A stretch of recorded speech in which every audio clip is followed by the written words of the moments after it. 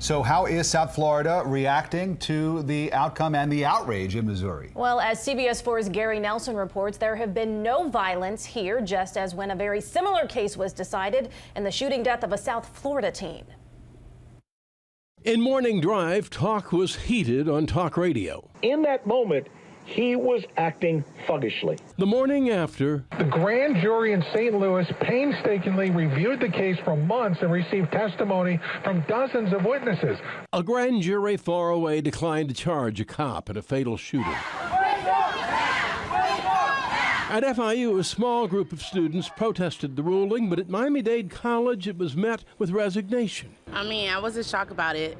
It happened with Trayvon, so it's like, when is it going to change? Trayvon Martin, an unarmed 17-year-old South Florida teen shot dead by a neighborhood vigilante cop wannabe, George Zimmerman, who a jury found not guilty. Trayvon's mom today not surprised at the finding in Missouri. I thought that there was a small chance that he would be indicted.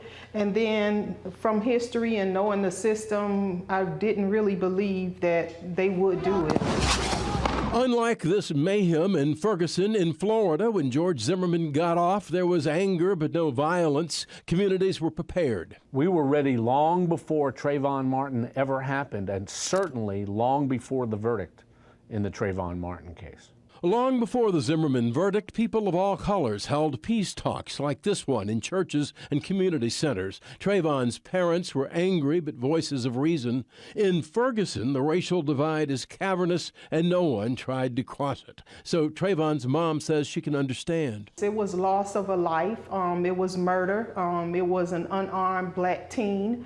And I don't think it was any different, but I think what's happening now is people are just getting fed up with the same thing continuing to happen. And this dead child's mother fears it could well happen here. Of course, people are going to be angry and disappointed, so you might get this again. If Ferguson tells us anything, it tells us there are divisions that predate Martin Luther King, Rodney King, Trayvon Martin, Michael Brown, divisions still far from being bridged.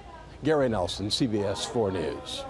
And for continuing coverage of the unrest in Ferguson, stay with CBS 4 News on air and online at cbsmiami.com.